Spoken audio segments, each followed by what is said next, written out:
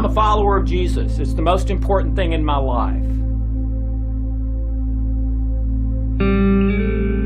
The most healing, healthy thing for the human brain is a belief in God and prayer.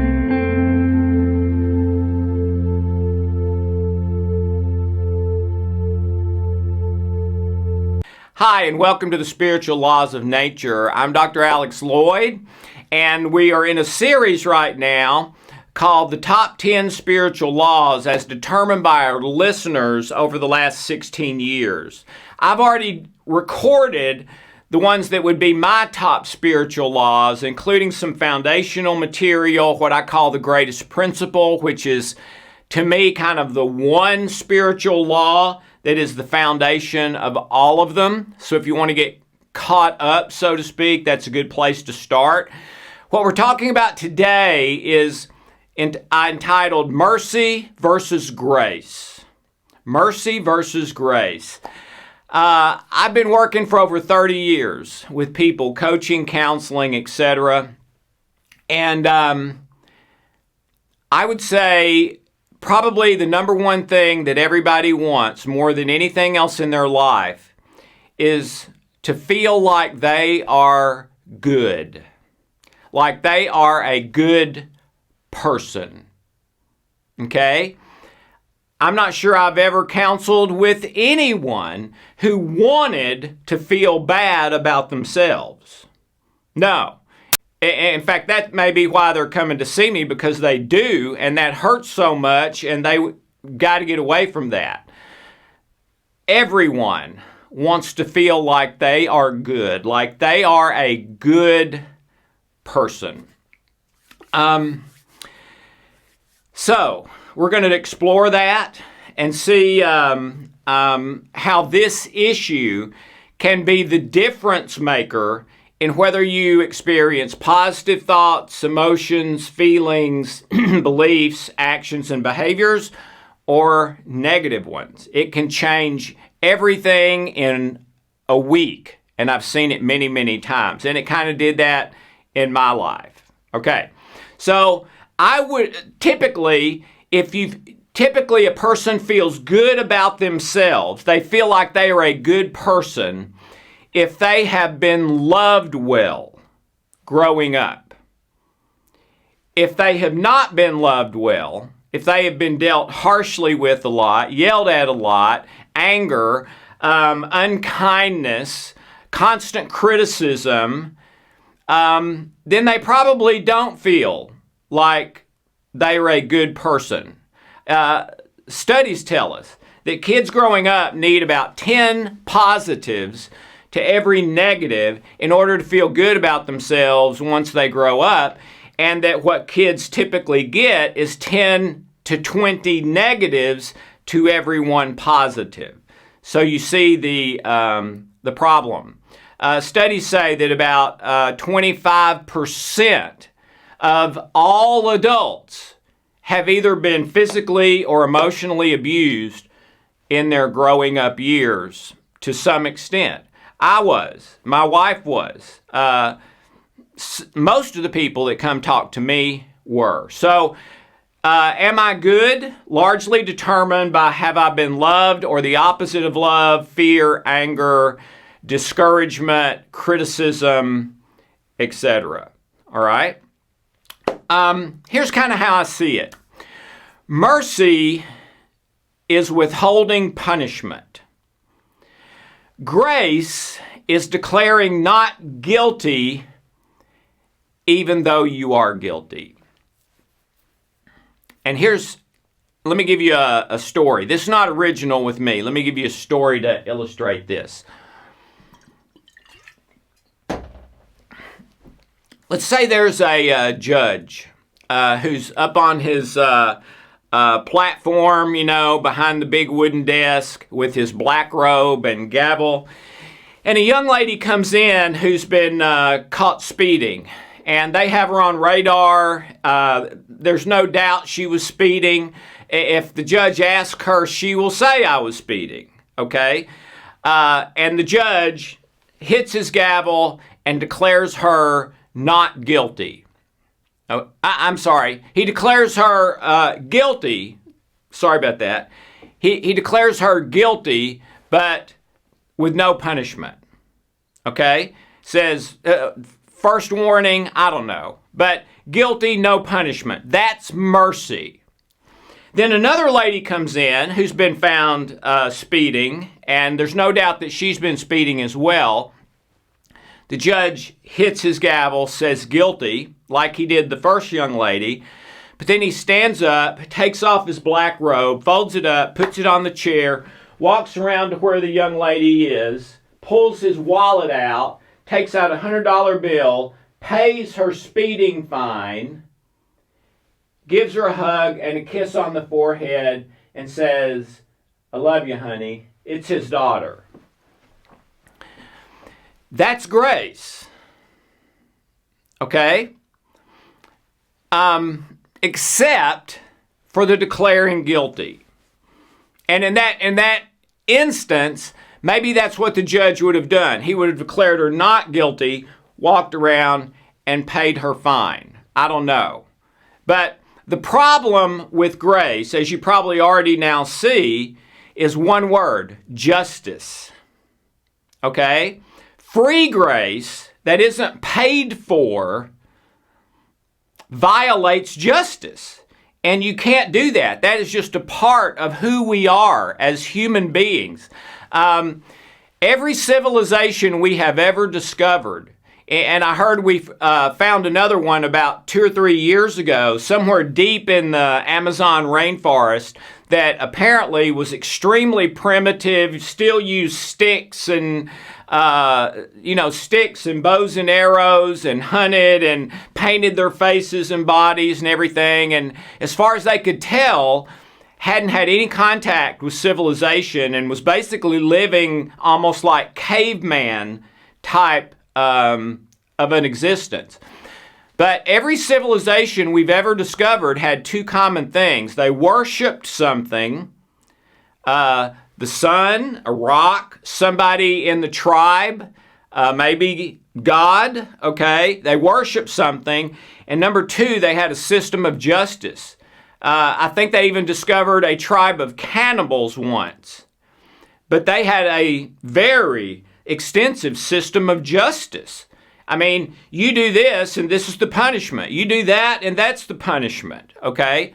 Think about it. If we were all on a plane together that crashed and we were deserted on this desert island, kind of like Gilligan's Island or something, right after making sure everyone is safe, and if somebody needs medical attention, they get it or whatever, right after doing that, we would probably set up a system of justice, okay? Everybody gets 1 bottle of water a day. Nobody gets more than that because we'll run out in X number of days, and so everybody gets one and only 1 bottle of water a day. Well, what happens if they catch someone getting a second bottle? Well, then the group will do justice. They will decide what maybe it's, hey, just do not ever do that again. Or maybe it's, we're going to stick you in a cave with 2 men to guard you because water's our most precious commodity and we don't trust you not to take any more. But the group will take some kind of action related to justice. Okay? So the justice can't be free. It always has to be paid for. And that's where you might say the rub comes in. And it's interesting to me that like left brain is kind of justice. 1 + 1 = 2 rules, and if you break the rules, here's what happens. Right brain is kind of grace, out of the box. I believe the right brain physically is very connected to the spiritual and our spirit, where the left brain probably not so much, okay? But someone has to pay. It was fascinating to me a few years ago. Andrew Newberg, a neurosurgeon, and several of his neurosurgeon colleagues did a study to find out what is the most destructive and healthy thing for the human brain. They weren't promoting church or anything like that. They were looking at science for what's healthy or healing for the brain. And what they found was fascinating to me, that the most healthy healing thing for the human brain is a belief in God and prayer. Now, a distant second was exercise. Okay? So it's very difficult for me, at least, to think that if that's the most healthy healing thing for my brain, which is the most critical part of my body and mind, that that's an accident. Or that, because what that would make it is that the healthiest thing is to believe a lie. If there is no God, and the most healing thing for my brain is to believe in God and pray, then that means the most healthy healing thing to my brain is a lie. Well, that can't be true, because a stress test is essentially a lie detector test. So that's the opposite of health for my brain. So that wouldn't work. Believing a lie wouldn't work. It'd make it worse. Okay? Well, what it comes down to is we can live by one of two systems of law. One system of law is natural law, which is cause-effect. You reap what you sow. Karma, the law of attraction, Newton's 3 laws of motion. For every action, there's an equal opposite reaction. That's natural law. You do good, you get good. You do bad, you get bad. All right? And that's the law most parents raise their kids in. Okay, in order to teach them, don't put your hand on the hot eye. Don't eat a whole pound of M&Ms at once. Don't ever steal anything. Say yes, sir. No, ma'am. Okay, and if the kid messes up, typically there's a consequence. Okay, you don't get dessert tonight with supper, or you don't get to do screens tonight, or whatever. Some people still spank. I grew up being spanked, hoping I do not do that or endorse that. But usually there's some kind of consequence. That's natural law. That's the judge saying guilty and pay your $100 fine. Okay? Or guilty and I'm going to suspend the fine because it's your first offense. That's natural law too. All right? What the judge can't do is just suspend it arbitrarily, because then this person feels offended. Well, he suspended it for them. They didn't have to pay the $100, but he didn't suspend it for me. I did. So the justice has to be fair, and it has to be paid for, or it will mess up natural law. Okay? So you can live by that. And that's how I grew up. And typically in natural law, you believe, where we started, to determine am I a good person, it's usually based on how many good things do you do versus how many bad things you do. And usually there's a ratio, and it's different for every person. Mine was 90%. If I did 90% good to 10% bad, I would consider myself a good person. Sorry about my dog. I never got to 90%. It was always less than that, usually way less than that. So I grew up believing I was a bad person, not a good person. Maybe you can relate to that, all right? But the other law is the law of love and grace. And in this law, if I do good, I get good, just like natural law. But over here in this law, if I do bad, I still get good, at least long term. And that's grace. That's the judge walking around paying the fine himself for that other person. If you want to do a more extreme example, someone's about to be executed for some crime they committed, and someone else comes forward. their friend or someone important and says, I will die in their place. Okay, that's grace. But the grace can't be free. It has to be paid for. Now, if you don't believe in God, then the person who has to pay for it is whoever the person offended was.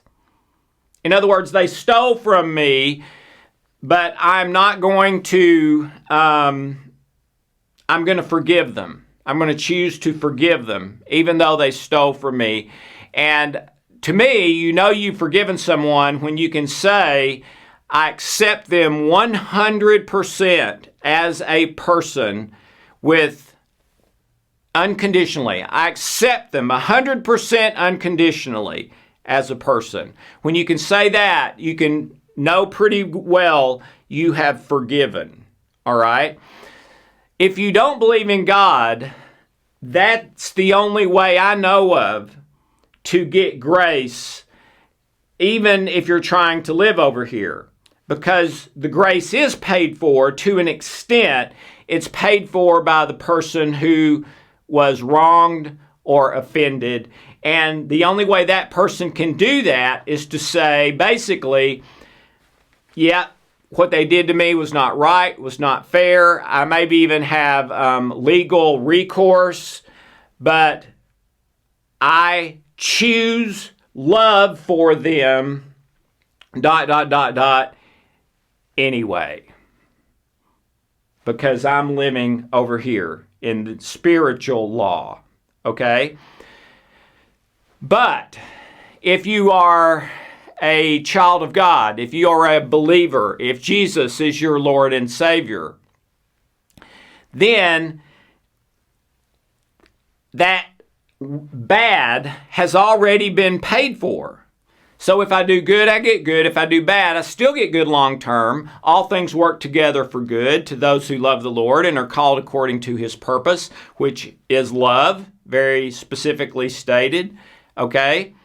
So if you have accepted Jesus as your Lord and Savior, if you are right with God, then you can simply choose to start living under spiritual law, where if I do good, I get good. If I do bad, I still get good, because that's been paid for by the judge.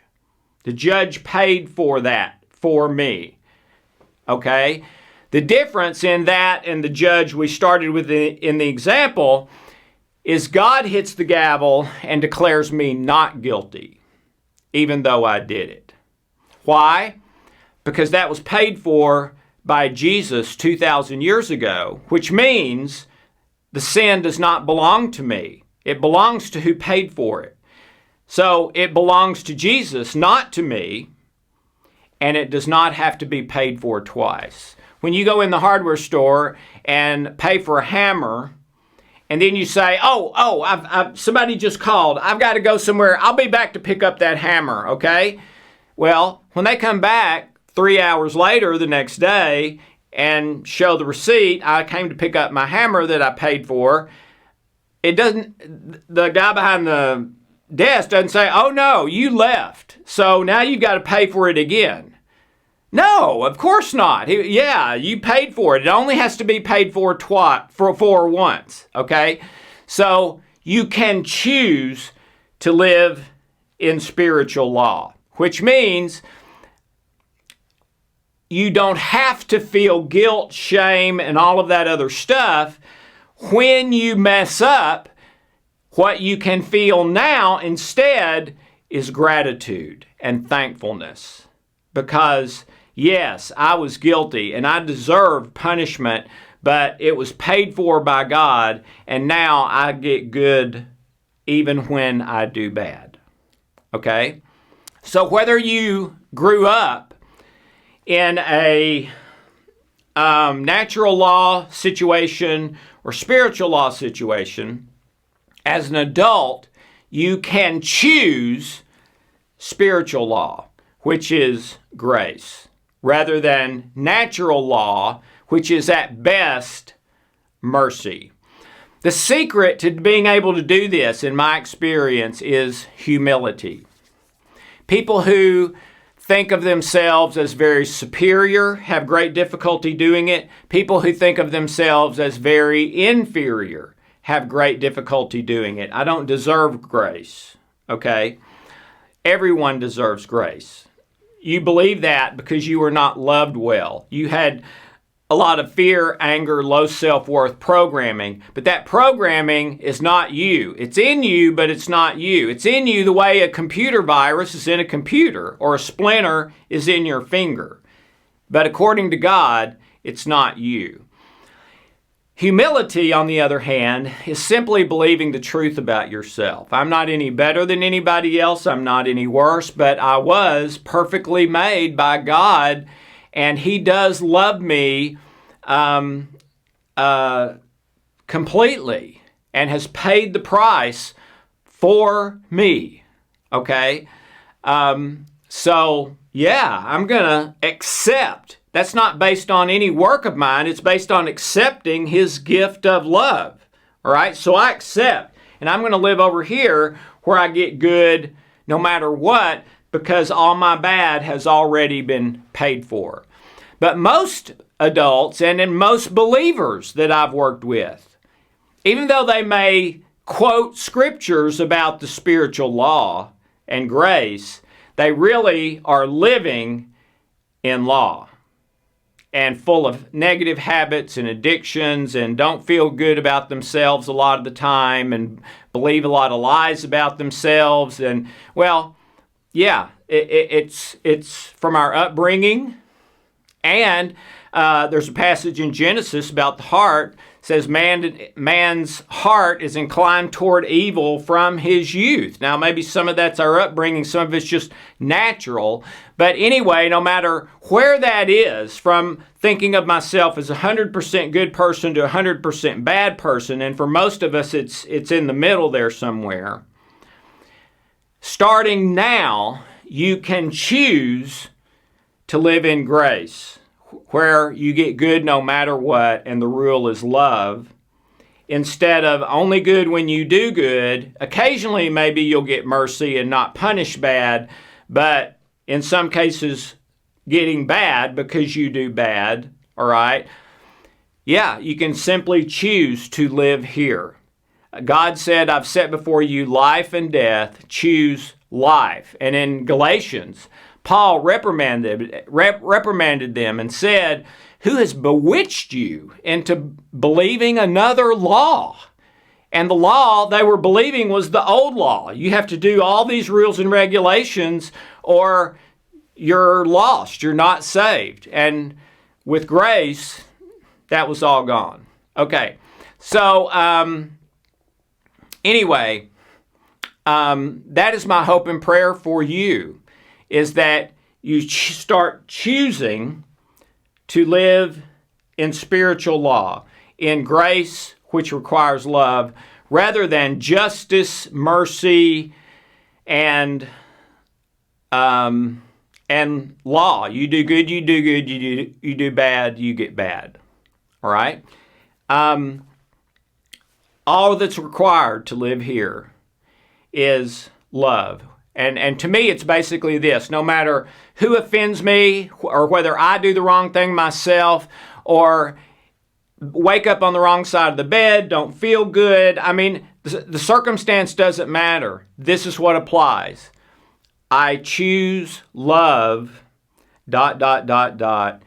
anyway. That's it. If I can commit to that, then I can live over here in grace rather than law, judgment, and mercy. And the difference in those two, to me, is feeling good about yourself and feeling like you're a good person, or feeling bad about yourself and feeling like you're not such a good person, which leads to illness, negative emotions and thoughts, habits, addictions, everything you can name. So please start today choosing to live in grace rather than just hoping every once in a while for mercy, and feel good about yourself and believe the truth that you are inherently a good person. It'll change everything in your life. Have a wonderful, blessed day.